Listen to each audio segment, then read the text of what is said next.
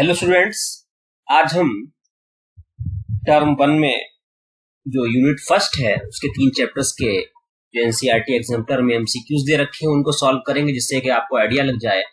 और उसको हम बिल्कुल कंसेप्ट लेवल पे सॉल्व करेंगे, जिससे कि उससे रिलेटेड और भी जो क्वेश्चंस आपके हैं वो आप सॉल्व कर लो और आपका कॉन्सेप्ट डेवलप हो जाए। तो देखिए, सबसे पहला जो क्वेश्चन है यहाँ, among the terms listed below those that of are not, ये ध्यान रखना है कि वो क्या पूछ रहा है। not technically correct names for a floral role are Androecium, Carpel, Corolla, Sepals। अब देखिए, जब आपको चैप्टर पढ़ाया गया था तो वहां स्टार्टिंग में ही बता दिया जाता है कि रोल और यूनिट में क्या डिफरेंस है। जैसे अगर हम बात करें रोल्स की,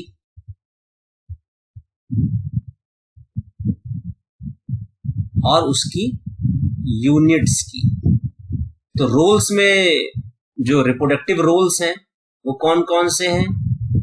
एंड्रोशियम है, ठीक है ना, गाइनेशियम है, ठीक है, कैलिक्स है और कोरोला है। ये एसेसरी रोल्स हैं, ये रिप्रोडक्टिव रोल्स हैं। अब देखने हैं इनकी यूनिट क्या है। एंड्रोशियम की यूनिट स्टेमेंस होती है, गाइनेशियम की यूनिट पिस्टिल है, कैलिक्स की यूनिट सेपल्स है और कोरोला की यूनिट पेटल्स। एक कॉन्सेप्ट आपका ये डेवलप हो गया यहाँ कि आपने फ्लावर के डिफरेंट रोल्स और उनकी यूनिट्स को देखा। अब देखिए, क्वेश्चन पे ध्यान दीजिए। वो पहली बात तो ये कह रहे हैं कि कौन सा रोल का नाम नहीं है। देखिए, रोल के नाम है कौन कौन से इसमें। एंड्रोशियम एक रोल है, ये करेक्ट है, ठीक है, और कोरोला एक रोल है। जो नहीं है वो कार्पेल और सेपल, क्योंकि ये यूनिट है, ठीक है ना। इसलिए answer will be C. Second and fourth, this one will be correct, ठीक है। Next question, embryo sac is to ovule as is it to an anther. Means अगर हम देखें ओव्यूल, ओव्यूल के अंदर एम्ब्रियो सैक डेवलप होता है, तो सही बात है। ऐसे रिलेशन एंथर में किस चीज के साथ है? देखिए, ओव्यूल को हमने क्या बताया था? Mega sporangium,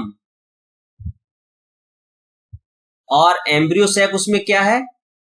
female gametophyte.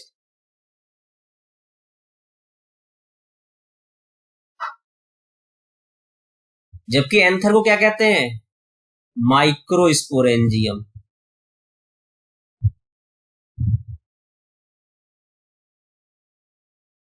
और इसके अंदर जो मेल गैमीटोफाइट डेवलप होता है, क्या?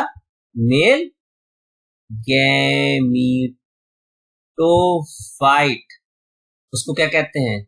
उसको हम कहते हैं पॉलन ग्रेन।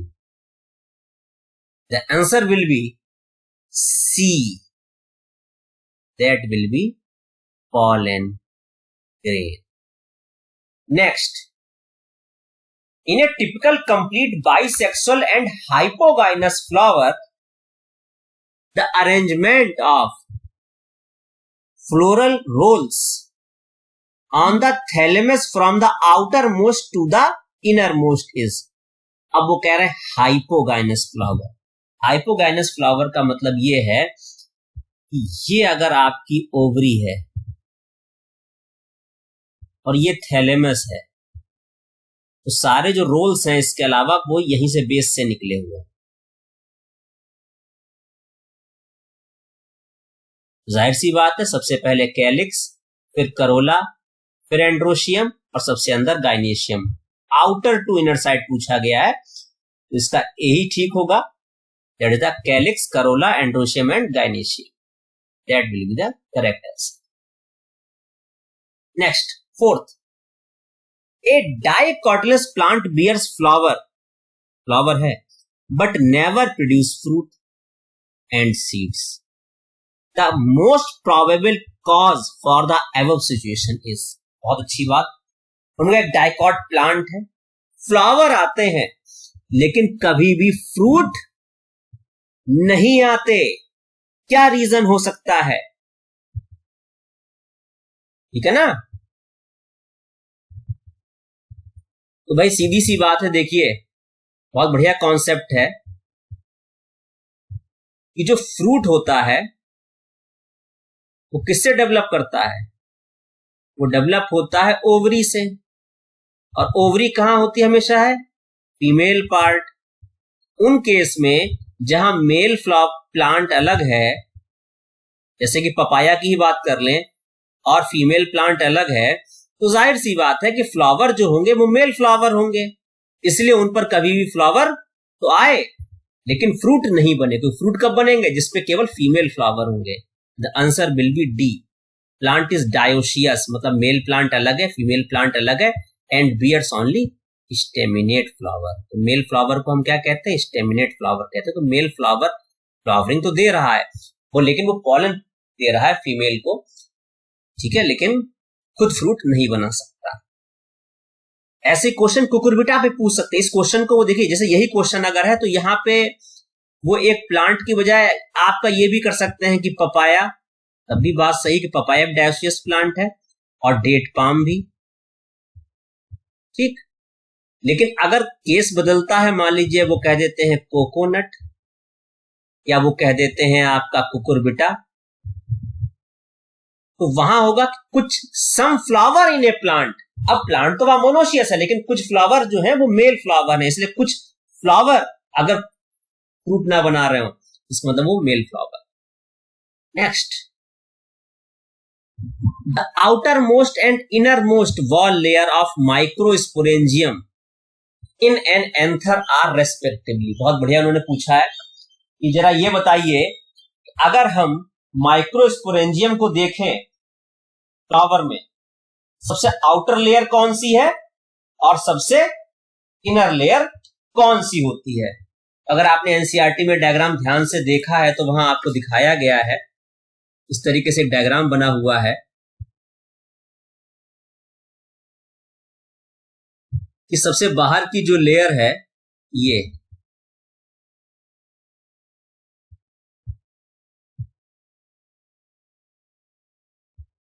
ये एपिडर्मिस कहलाती है।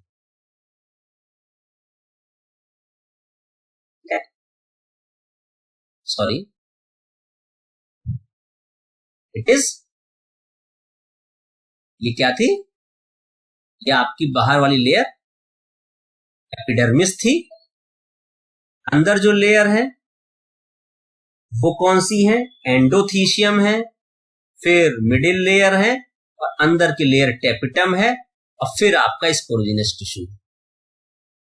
ठीक है, तो ये आपको ध्यान रखना है। देखिए, ये आप चाहे इस तरीके से बना लीजिए,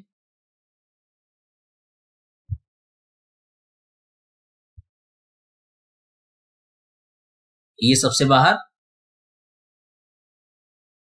एपिडर्मिस, फिर एंडोथीशियम, फिर मिडिल लेयर, फिर टेपिटम। अब वो पूछ रहे हैं केवल बाहर वाली कौन सी है और अंदर वाली कौन सी है। सबसे बाहर आपकी एपिडर्मिस हो गई और सबसे अंदर की आपकी टेपिटम हो गई। The answer will be D, this will be. और ये भी पूछ सकते हैं कि मान लो कभी पूछ लिया कि बाहर से अंदर की तरफ या अंदर से बाहर की तरफ कौन सी लेयर का सीक्वेंस है, तो वो सीक्वेंस क्या रहेगा? सबसे बाहर एपिडर्मिस, उसके अंदर एंडोथीशियम, फिर आपकी मिडिल लेयर, और फिर आपकी टेपिटम, फिर उसके अंदर स्पोरोजिनस टिश्यू। फिर next question, during microsporogenesis meiosis occurs in. अब भाई माइक्रोस्पोर बनने हैं, ये तो बात ठीक है कि माइक्रोस्पोर बनने की जो प्रोसेस है उसको हम माइक्रोस्पोरोजेनेसिस कहते हैं, ठीक है। माइक्रोस्पोर कितने बनते हैं? 4 बनते हैं। ये हैप्लॉइड होते हैं। ये जिन सेल से बनेंगे वो 2n होनी चाहिए, और वो सेल कौन सी होती है? वो होती है microspore mother cell. The answer will be B. Next, from among the set of term given below, identify those that are associated with the gynoecium। अब आपको ये बताना है कि इनमें से कौन सा ऐसा पार्ट है जो गायनेशियम से मतलब उनका संबंध है लेकिन और किसी पार्ट से। अब देखिए, तो पहला stigma, yes. Ovule, yes. Embryo sac, yes. Placenta, yes. यही सही है। लेकिन देखिए, अगर अगले वाले हम ध्यान से देखें तो थैलेमस नहीं होता गायनेशियम का पार्ट। यहां आप देखें तो टेप्टम गायनेशियम का पार्ट नहीं होता, और यहां स्टेमन गायनेशियम का पार्ट नहीं होता। Answer is right. 8th, starting from the innermost part, देखिए the correct sequence of parts in an ovule are. बहुत बढ़िया क्वेश्चन है कि अगर आपको ओव्यूल का स्ट्रक्चर ध्यान से अगर आपने देखा हो तो देखिए, एक रफ डायग्राम मैं आपको बनाकर दिखा देता हूं।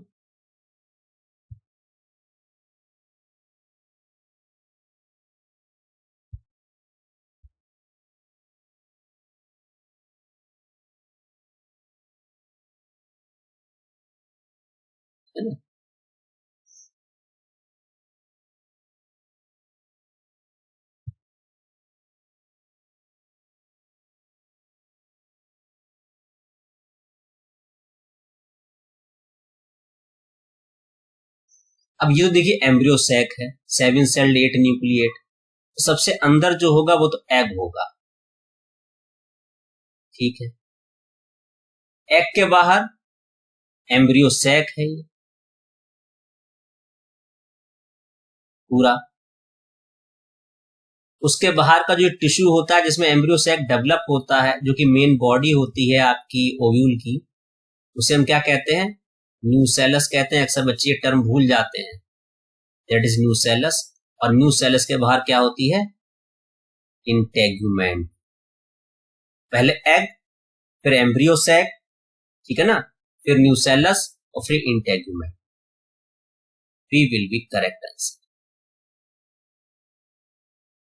Next, from the statements given below choose the options that are true for a typical female gametophyte of a flowering plant. यही जो एम्ब्रियो सैक आपने बनाया है फीमेल गैमेटोफाइट, इसके बारे में कौन कौन से इसमें से 4 पॉइंट्स दे रखे हैं, उनमें से कौन कौन से पॉइंट सही है? It is 8 nucleate and 7 cell 8 maturity, बिल्कुल सही है कि 7 सेल होती हैं और 8 न्यूक्लियाई होते हैं, ये पॉइंट सही है। It is a free nuclear during the development, ये बात भी सही है। मैंने लास्ट लेक्चर अभी आपको भेजा है, मैंने उसको राइटिंग पेन से आपको पूरा डायग्राम बना के दिखाया है कि पहले 8 न्यूक्लियाई तक फ्री न्यूक्लियर डिवीजन होते हैं। It is situated inside the integument but outside the nucellus. अरे भाई नहीं, न्यूसेलस के अंदर होता है, न्यूसेलस के बाहर कोई चीज कैसे हो सकती है? ये पॉइंट रॉन्ग है। It has an egg apparatus situated at the challenger and, नहीं, एग अपरेटस हमेशा किस तरफ है? माइक्रोपाइलर एंड की तरफ है। तो अभी आपने जो लेक्चर मेरा पिछला मैंने ग्रुप पे आपको भेजा है, वहां आप देख लीजिए, ये आपको दोनों पॉइंट मिल जाएंगे क्लियर कि ऐसी कोई बात नहीं है। इसलिए फर्स्ट और सेकंड सही है, इसका मतलब है कि 9th का जो आपका ऑप्शन सही है वो यहाँ पे सी इज करेक्ट, ठीक है। Next question, autogamy can occur in a chasmogamous flower if. भाई देखिए, ऑटोगैमी का मतलब है कि अपने ही पॉलन अपनी ही स्टिग्मा पे गिरे, और चेस्मोगैमस फ्लावर है, ठीक है ना। चेस्मोगैमस फ्लावर का मतलब क्या है? Open flower. तो उसके लिए भाई देखिए सीधी सी बात है कि वो तभी होगा जब पॉलन और ओव्यूल एक साथ मैच्योर हो, वरना फिर किसी, मान लिया अगर ओव्यूल पहले मैच्योर हो गया और पॉलन मैच्योर नहीं है तो कहीं और से पॉलन उसे एयर से मिल जाएंगे। क्योंकि चेस्मोगैमस फ्लावर के बारे में क्या कहा जाता है कि चेस्मोगैमस फ्लावर वो होते हैं जिसमें जो आपका स्टिग्मा और एंथर बिल्कुल ओपन होते हैं, क्लोज्ड नहीं होते। पी में क्लेस्टोगैमस है, वहां क्लोज्ड होते हैं। क्या होगा? Both pollen and ovule mature simultaneously, तभी भाई सेल्फ पॉलिनेशन इनके अंदर हो सकता है। Choose the correct statement from the following. Cleistogamous flower always exhibit autogamy, बिल्कुल सही बात है। क्यों सही बात है भाई? जाहिर सी बात है, अभी बताया कि क्लेस्टोगैमस फ्लावर क्लोज्ड होते हैं, एंथर भी अंदर बंद और स्टिग्मा भी अंदर बंद, इसलिए क्या होगा? 11th का ए। अब जैसे अगला पढ़ भी, चेस्मोगैमस फ्लावर ऑलवेज एक्टिवेट जेटनोगमी, नहीं, गारंटी नहीं है, किसी और के पॉलन आ सकते हैं या अपने ही गिर सकते हैं। A particular species of plant produce light, non-sticky pollen in large number, and its stigma are long and feathery. These modification facilitate pollination by. तो अगर आप ध्यान दें तो पॉलिनेशन आपके में जो दे रखा है वो एनिमल्स मतलब इंसेक्ट के थ्रू है, वाटर है, विंड के थ्रू है। उसमें आपके अगर विंड पॉलिनेटेड फ्लावर्स के करेक्टर आप देखें तो वो फ्लावर्स में स्टिग्मा लॉन्ग और फेदरी होती है, पॉलन लाइट वेटेड होते हैं, नॉन स्टिकी होते हैं, लार्ज नंबर में बनते हैं। इसलिए 12th का जो आंसर होगा वो आपका सी होगा, विंड के थ्रू। 13th, from among the situations given below choose the one that prevents both autogamy and geitonogamy. बहुत अच्छा क्वेश्चन है। ऐसी कौन सी कंडीशन है जो ऑटोगैमी भी नहीं होने देगी और जेटनोगैमी भी नहीं होने देगी? देखिए, इसका मतलब है कि अब किसका चांस बना जाके?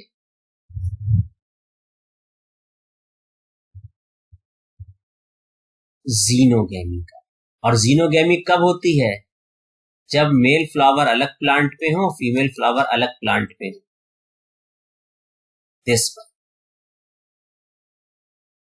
dioecious plant bearing only male or female. In a fertilized embryo sac, the haploid, diploid, triploid structures are.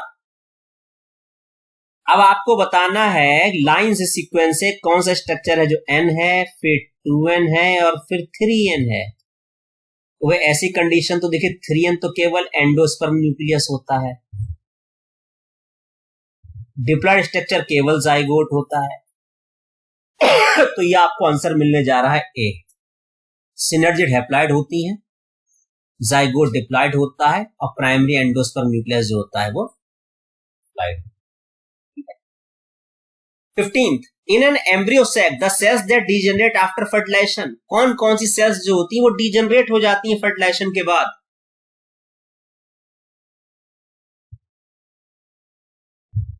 ठीक है ना?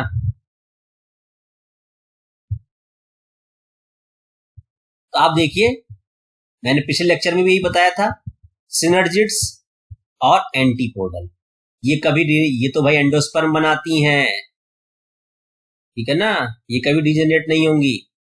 एग तो जाइगोट बनाएगा, इसका भाई दो का कोई फ्यूचर नहीं है। हाँ, ये है कि सिनर्जिड जो होती हैं वो पॉलन ट्यूब आती हैं, बस्ट होती हैं, लेकिन उसके बाद वो डिजेनरेट हो जाती है। Next, while planning for an artificial hybridization program involving dioecious plant, which of the following step would not be relevant? आप आर्टिफिशियल हाइब्रिडेशन कराने जा रहे हैं, ऐसी कौन सी इसमें से प्रोसेस है, ठीक है ना, जो रेलिवेंट नहीं होती है? ठीक है। और प्लांट कैसा है? डायोशियस प्लांट है। अब देखिए कितना अच्छी बात कही है, जब डायोशियस प्लांट है तो क्या होगा? आप खुद देखिए, डायोशियस प्लांट की खास बात यही है कि मेल फ्लावर अलग होते हैं, फीमेल फ्लावर अलग होते हैं, ठीक है ना।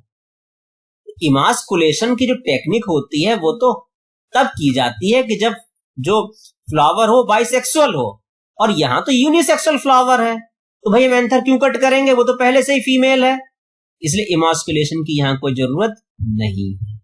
ऐसे अलग बात है कि आपको पता है कि आर्टिफिशियल हाइब्रिडाइजेशन में हमेशा इमास्कुलेशन करते हैं, किसका करते हैं? बाइसेक्सुअल फ्लावर का, यूनिसेक्सुअल फ्लावर का नहीं करते हैं। Next, in the embryos of a typical dicot and a grass true homologous structures are. अब देखिए, एक डाइकॉट में और एक ग्रास में ऐसे कौन से दो स्ट्रक्चर हैं जो आप कह सकते हैं कि ये एक दूसरे के होमोलोगस? तो भाई देखिए, कोलियोप्टाइल और कोलियोराइजा, ये जो दो स्ट्रक्चर है ये दोनों ही मोनोकॉट में होते हैं, इनका डाइकॉट से कोई मतलब नहीं है। ये आंसर हमारा नहीं हो सकता। कोलियोप्टाइल भी मोनोकॉट का है, स्कूटेलम भी मोनोकॉट का है, इनका डाइकॉट से कोई, तो हमें एक मोनोकॉट एक डाइकॉट चाहिए। हाँ, कॉटिलेडन और स्कूटेलम, क्यों? आपको पता है single cotyledon of monocot is called scutellum. The answer will be C. Next, 18th. The phenomenon observed in some plants wherein parts of the sexual apparatus is used for forming embryos without fertilization is called. Embryo बनेगा लेकिन fertilization नहीं होगा, है ना? That is the called aponesis. 19th. In a flower, if the megaspore mother cell forms megaspores without undergoing meiosis, megaspore बने हैं diploid. If one of the megaspore develop into the embryo sac, its nuclei would be. कैसे होंगे? तो भाई जाहिर सी बात, जब meiosis हुआ ही नहीं तो डिप्लॉइड के डिप्लॉइड ही रहेंगे, कोई कंफ्यूजन नहीं है। The phenomenon wherein the ovary develops into a fruit without fertilization is, तो without fertilization जब भी डेवलप होता है fruit, that is the called पार्थिनोकार्प, है ना? क्या कहलाएगा? पार्थिनोकार्पी। अच्छा, एनिमल में ये कॉन्सेप्ट होता है कि अनफर्टिलाइज से यंग वन बनते हैं, तो एनिमल में जो कॉन्सेप्ट है उसे क्या कहते हैं? पार्थिनोजेनेसिस कहते हैं। ठीक है, थैंक यू। अगले नेक्स्ट लेक्चर में हम बात करेंगे आपके अगले दो चैप्टर की, दैट इज रिप्रोडक्शन, ठीक है, ह्यूमन बींग्स।